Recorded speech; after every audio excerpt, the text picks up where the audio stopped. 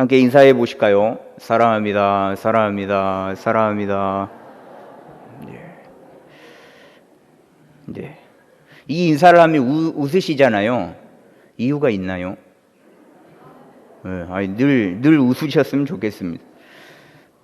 여러분들이 생각하는 예수님은 어떤 모습입니까? 분명 예수님이라고 생각하며 머리로 이미지를 떠올려 보면 이렇게 찰랑거리는 갈색 머리, 약간의 곱슬지면서 윤기가 흐르는, 마치 꼭 엘라스틴이라는 제품을 써서 미끄러질 듯한 그런 머리카락을 가지고 땡그란 사슴 눈망울을 가졌고 짙은 쌍꺼풀을 가진 오똑한 콧날, 그런 꽃미남, 그런 예수님을 아마 상상을 하실 겁니다. 보통 그렇게 상상을 하시고 그 모습을 많이 떠올릴 겁니다. 그러나 이와 다르게 예수님을 거지, 각설이라는 모습으로 그려내서 큰 파장을 일으켰던 이가 있는데, 각설이 예수라는 제목을 쓴 이천우 목사님입니다. 이분이 몇 년 전에 돌아가시긴 했는데, 돌아가시기 전까지 당신이 기도를 하면 늘 이렇게 금발의 멋진 예수님이 나오는 게 아니라 늘 거지 행색을 하고 누추한 그 거지꼴을 한 예수님이 다가오셔서 기도에 응답을 해주시고 그렇게 자신을 위로해 주셨다라고 이야기를 하시는데요. 왜 이분이 기도를 하면 왜 거지 예수가, 각설이 예수가 떠오르는 것인가? 이 이천우 목사님은 7살 되던 해에 어머니가 세상을 떠났고 또 12살 되던 해에 거지가 되고 말았습니다. 그래서 전국을 돌아다니면서 거지 생활을 하던 그는 어느 날 어떤 남자에게 납치되다시피 끌려갔는데, 그것은 소매치기 소굴이었거든요. 그래서 20여일 동안 강제로 교육을 받았고 서울역으로 실습을 나가게 됐습니다. 네, 이제 시골에서 상경한 아주머니들이 대상이었는데, 지금은 이렇게 보따리에 짐을 잘 안 싸시잖아요. 당시에는 모든 짐은 다 보따리로 싸고 어머니들은 이렇게 머리 위에 이고 이렇게 가지고 다니셨잖아요. 짐을 가지고 다니셨잖아요. 서울역에서 그런 아주머니 한 명을 택해서 이제 실습을 할 시간이 되었습니다. 바람잡이가 말을 걸고 바람을 잡으면 그 정신이 혼미해진 그 순간 옆에 있던 사람이 면도칼로 그 가방을 찢고 거기서 소매치기를 하는 그런 수법이었는데, 이제 이천우 목사님이 가서 아주머니 곁으로 가서 바람을 잡는 겁니다.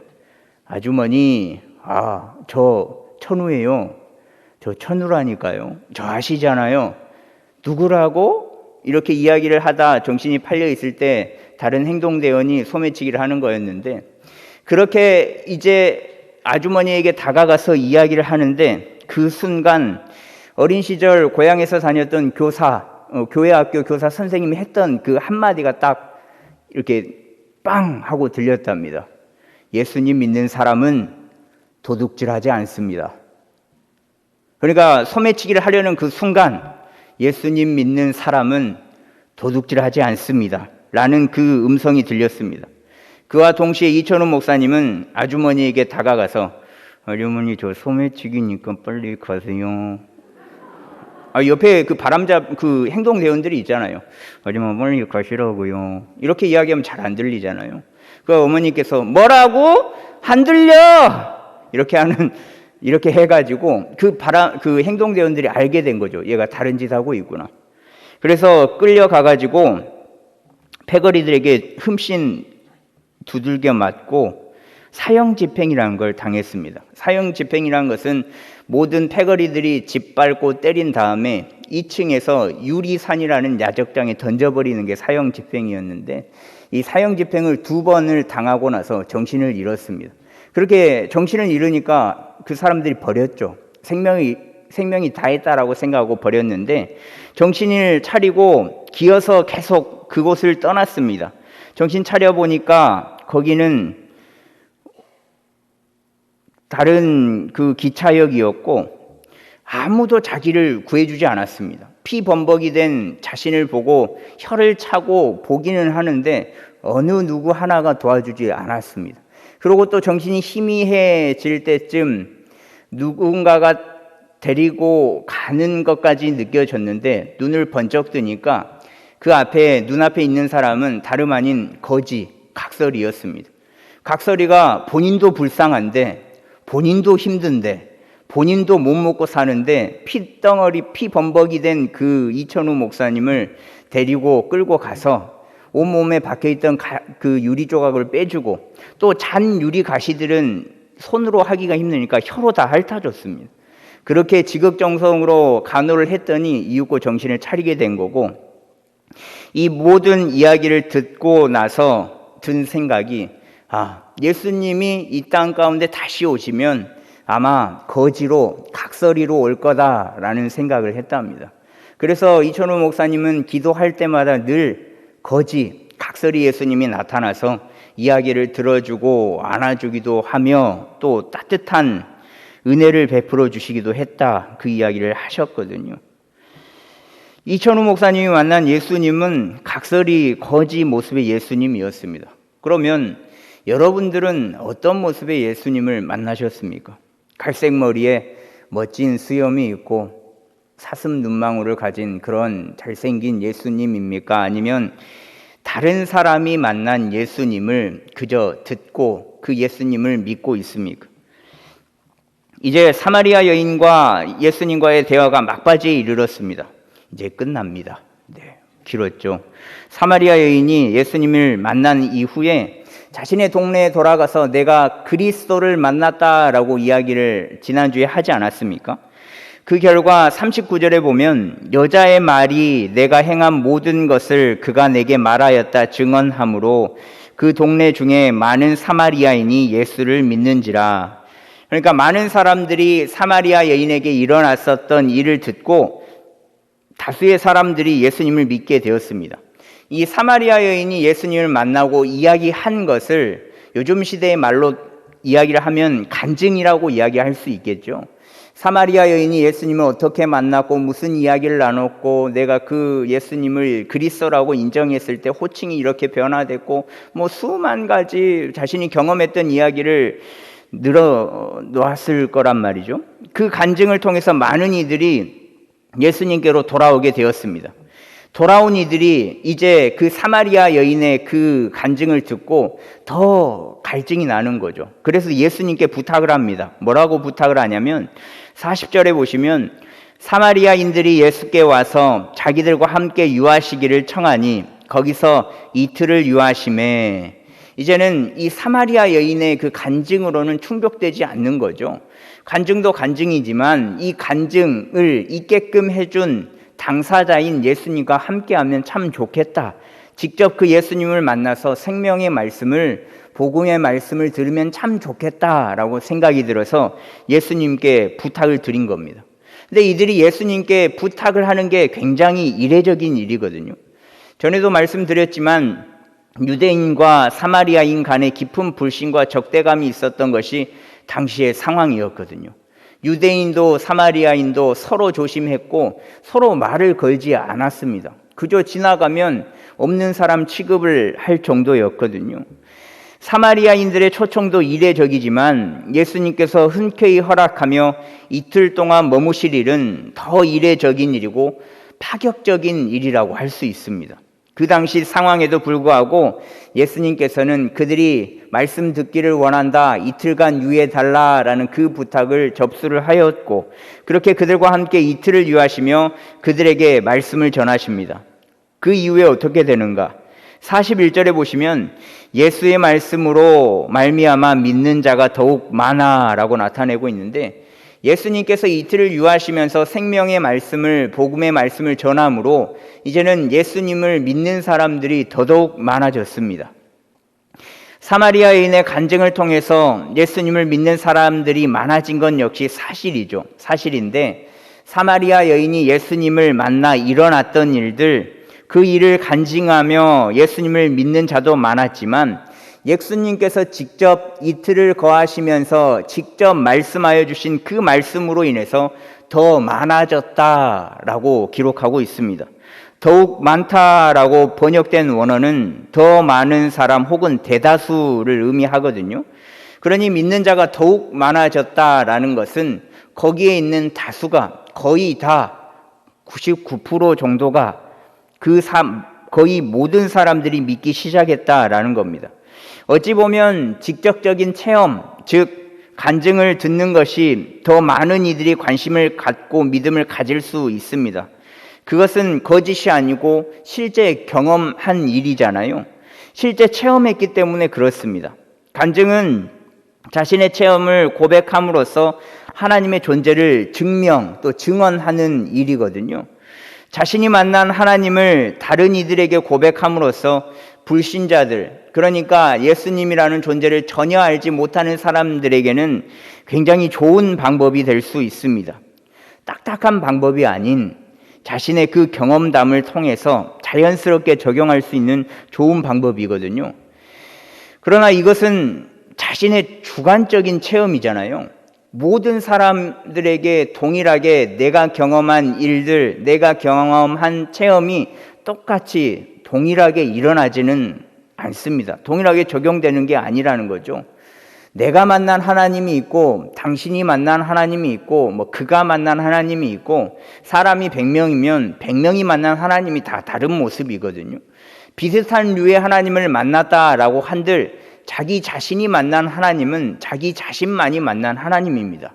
내가 다른 사람이 될 수 없고 다른 사람이 내가 될 수 없기 때문에 그렇잖아요.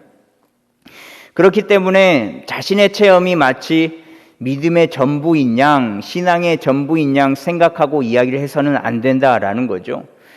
간증은 하되 체험은 말하되 오직 말씀이 중심이 되고 간증과 체험은 부가적인 것입니다. 돕는 것이기 때문에 그런 거예요. 그러나 체험보다는 예수님의 말씀이 더 능력이 있음을 오늘 말씀을 통해서 알 수 있거든요. 예수님께서 이틀 동안 말씀을 전하셨습니다. 당시 실제로 그곳에서 다른 어떤 표적을 보이셨는지 모르겠지만 오늘 말씀 속에서는 단순히 말씀을 전했다라고만 나오거든요. 예수님께서는 그냥 말씀을 전한 겁니다. 당신께서 성자 하나님이시기에 직접 말씀을 하실 때마다 하나님의 말씀을, 생명의 말씀을 그냥 전하신 것밖에 없거든요. 뭐 죽은 자를 살리고 이렇게 물이 포도주가 되게 하고 그런 기적과 이적을 보여주고 예수 믿어라, 하나님 믿어라라고 복음을 전한 게 아니라 단지 하나님의 그 말씀만을 이틀간 전한 겁니다. 이 하나님의 살아있는 말씀을 전하니 대다수의 사람들이 믿기 시작했습니다. 이들은 또 42절에 이렇게 이야기를 합니다. 그 여자에게 말하되 이제 우리가 믿는 것은 내 말로 인함이 아니니 이는 우리가 친히 듣고 그가 참으로 세상의 구주신 줄 알미라 하였더라 라고 그들이 이야기를 하거든요. 여기서 그들은 예수님을 영접한 사람들, 예수님의 그 생명의 말씀을 듣고 예수님을 믿겠다, 하나님을 믿겠다라고 고백한 사람들인데 이제 이 사람들이 그 여인을 통해 그 여인에게 향해서 이야기를 합니다. 이제 너의 간증을 통해 믿는 게 아니라 물론 너의 간증도 좋고 너의 간증을 통해서 마음이 많이 열렸지만 그렇게 믿는 게 아니라 우리가 친히 들은 주님의 말씀으로 예수님이 세상의 구주이신 줄을 이제야 알겠다라고 믿음의 고백을 하고 있는 거거든요. 사마리아인들의 신앙은 단 이틀 만에 그렇게 성숙된 신앙이 되었습니다. 단지 여인의 간증을 듣고 믿음을 가졌다가 마음을 많이 열었다가 이틀 동안 예수님의 말씀을 듣고 이제는 말씀을 통해 예수님이 구주이시다라는 고백을 하게 되었다라는 거죠.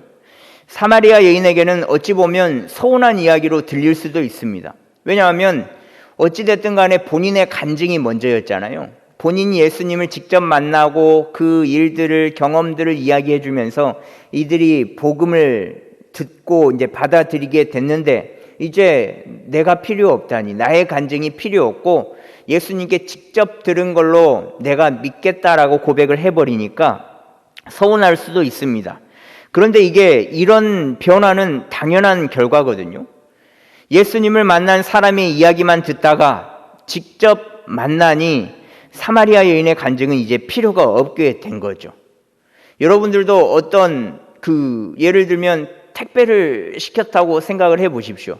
뭔가 사고 싶어서 뭔가 필요해서 택배를 시켰는데 그 상세 설명의 그림을 보고 설명을 아무리 봐도 필요는 한데 이게 맞나 안 맞나라고 싶을 때가 있잖아요. 그래서 택배, 홈쇼핑, 온라인 쇼핑은 실패할 때가 가끔은 있거든요. 그 설명만 보고 생각했던 게 이건데 다르네? 라고 생각될 때가 있으니까요. 근데 그거를 실물로 받아볼 때 기분이 어떻습니까? 야, 좋다. 진짜 좋네. 진짜 내가 만지고 사용해보니까 좋다. 직접 경험을 해보니까 좋잖아요. 이들에게도 이런 게 적용되고 있는 거거든요. 다른 이가 만난 하나님의 이야기를 듣고 믿기로 결정하여서 신앙생활을 시작하는 것, 사마리아 여인의 그 간증을 듣고 믿기 시작하는 것, 그것 역시 나쁘지 않습니다. 그러나 타인의 간증으로 시작한 신앙을 지속적으로 이어가는 것은 어딘가 2% 부족한 믿음의 모습이거든요. 자기 자신의 신앙의 중심은 없고 타인의 간증만을 통해서 하나님을 알고 있다면 그 신앙은 건강한 신앙은 아닙니다. 왜냐하면 그 다른 사람이 경험한 것만을 듣고 내가 하나님을 믿었다? 그러면 그 타인의 신앙이지 내 신앙은 아니잖아요. 그러니까 더 성숙하고 건강한 신앙은 타인의 그 간증으로 신앙의 경험으로 받아들이되 그 이후에는 본인의 신앙, 본인의 믿음, 본인이 만난 하나님이 있어야 한다라는 겁니다. 믿음은 하나님과 나와의 관계이지 하나님과 그 이야기를 전해준 타인의 관계가 아니거든요. 또 자신이 하나님과의 관계가 없고 타인의 간증만을 의지하며 신앙생활을 한다면 죄송한데 그분의 신앙은 끝내는 무너질 겁니다. 저주를 하고 악담을 하는 게 아니고 타인의 그 신앙만을 가지고 내가 믿음생활, 신앙생활을 하면 어쩔 수 없이 무너지게 돼 있습니다. 왜냐하면 내 색깔의 신앙이 없거든요. 그러니 내가 만난 하나님이 굉장히 중요하거든요. 어떤 일을 통해서 혹 어떤 사람을 통해서 혹 꿈과 환상, 어떤 일들, 체험 등등 모든 일들을 통하여서 자기 자신이 만난 하나님이 반드시 필요합니다. 그래야만 하나님과의 관계가 지속될 수 있기 때문에 그렇습니다. 그러나 주의해야 할 부분이 분명히 있거든요. 그게 뭐냐면 소수의 사람들은 간증을 통해서 자신이 경험한 그 체험만이 진짜 하나님을 만난 거다라고 이야기를 합니다. 그러니까 내가 경험한 하나님만 진짜인 거죠. 다른 사람도 하나님을 만나잖아요. 여기 앉아 계신 여러분들은 다 하나님을 만나셨을 겁니다. 어떤 방법으로도요. 근데 내가 만난 하나님만 진짜 하나님, 저 사람이 만난 하나님은 아니요. 다른 사람이 이야기하는 하나님은 아니야. 내가 이야기해준 내가 만난 하나님만 믿어 라고 이야기하는 분들이 많다라는 거죠. 자신이 경험한 체험만이 진짜 예수님을 만난 경험이다 라고들 말합니다. 안타깝게도요. 오직 자신의 이야기를 중심으로 말하면서 어느덧 그렇게 만나주신 예수님은 사라져버리고 오직 본인만 나타내는 사람이 많아지고 있거든요. 예수님이 만나주셨는데 예수님이 만나주신 거잖아요. 그런데 그 만나주신 그 중심인 예수님은 없고 이제는 본인만 남아버린 간증들이 난무하고 있거든요. 예수님을 만나기 위한 목적은 사라지고 체험, 은사만을 위한 간증이 남발되고 있다라는 겁니다. 체험과 은사가 없는 신앙은 진짜 신앙이 아니다라고 말들을 합니다. 이런 모습의 신앙은 죄송한데 분명 잘못된 겁니다. 잘못됐고 또 잘못된 간증의 모습입니다. 예를 들어 볼까요? 이거는 아마 교회가 주님 오실 때까지 계속 회자될 이야기인데 예를 들어 방언 기도를 해야만 하나님을 만난 것이고 방언 기도를 하지 못하면 하나님을 만나지 못한 걸까요? 분위기가 지난주에 이어서 또 예를 드는 겁니다. 예를. 또 예언의 은사가 있어야만, 또 통변의 은사가 있어야만, 신우의 능력이 있고 뭔가 꿰뚫어 보는 능력이 있고, 그러니까 하나님께서 나를 만났네라고 하는 그 성령의 은사를 받아야만 하나님을 만난 사람일까요? 전혀 그렇지 않습니다. 꼭 눈에 보이고 뭔가 능력이 있는 것으로만 은사를 가지고 있어야만 하나님을 만나고 경험한 게 아니거든요.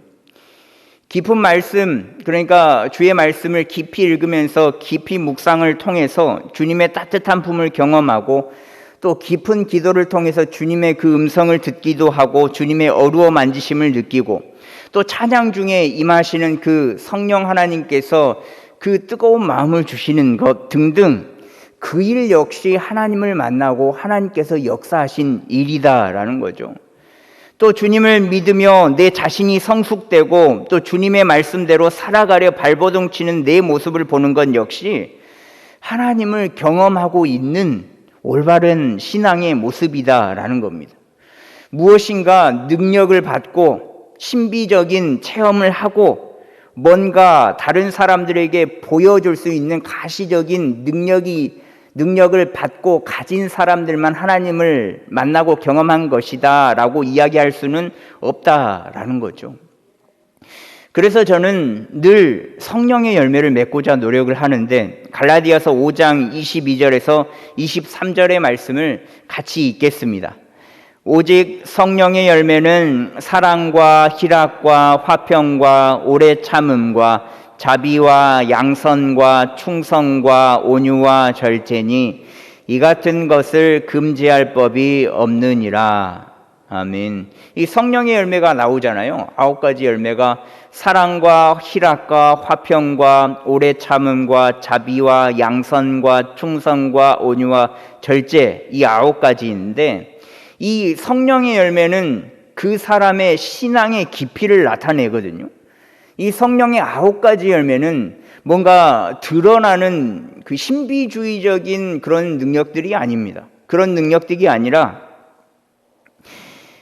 이 열매를 가지고 있는 사람은 드러나지는 않지만 깊이를 가지고 있다라는 거거든요. 올바른 신앙의 모습을 가지고 신앙 생활을 해야지만 이 성령의 9가지 열매의 그 열매를 맺을 수 있고 열매를 거둘 수 있다라는 겁니다. 즉 자신의 믿음이 예수님으로 말미암아 성숙되고 성숙되어야지만 이 성령의 9가지 열매를 맺기도 하고 따서 맛볼 수도 있다라는 거죠. 단기간에 맺을 수 있는 게 아닙니다. 단기간에 와 성령의 열매가 맺었네? 1시간 만에 맺었네? 이런 게 아니라 오랜 기간 동안 예수님을 만난 이후에 내 자신은 나는 죽고 이제는 예수님만 살아있을 때 가능한 것이 성령의 열매거든요.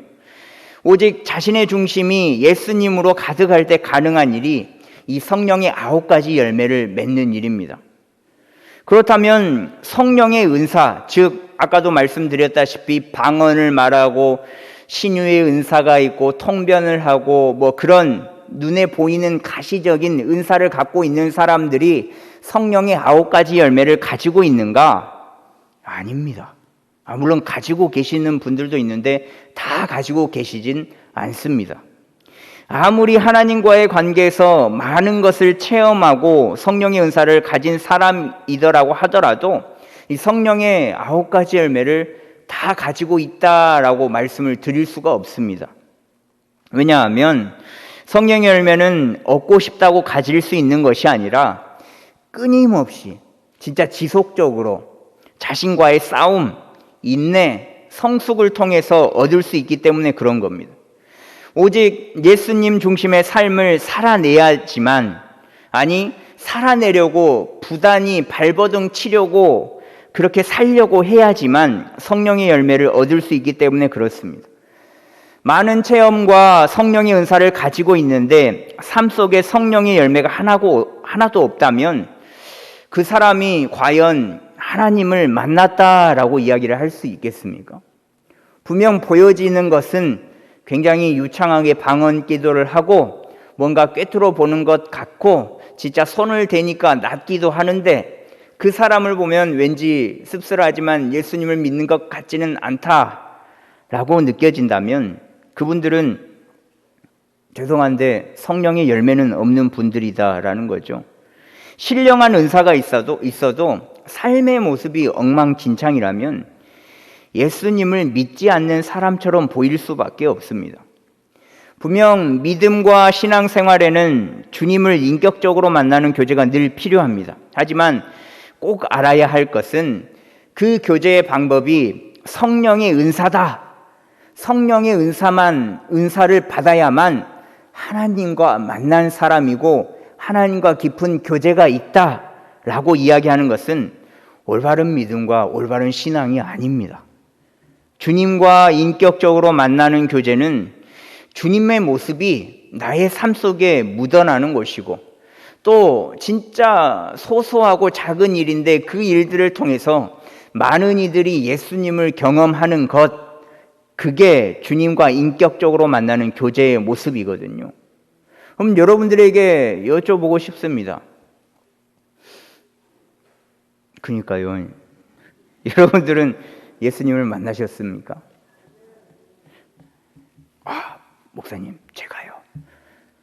예, 하나님께서 계시를 주셔서 광명동의 땅을 그런 예수님을 만난 거 말고요.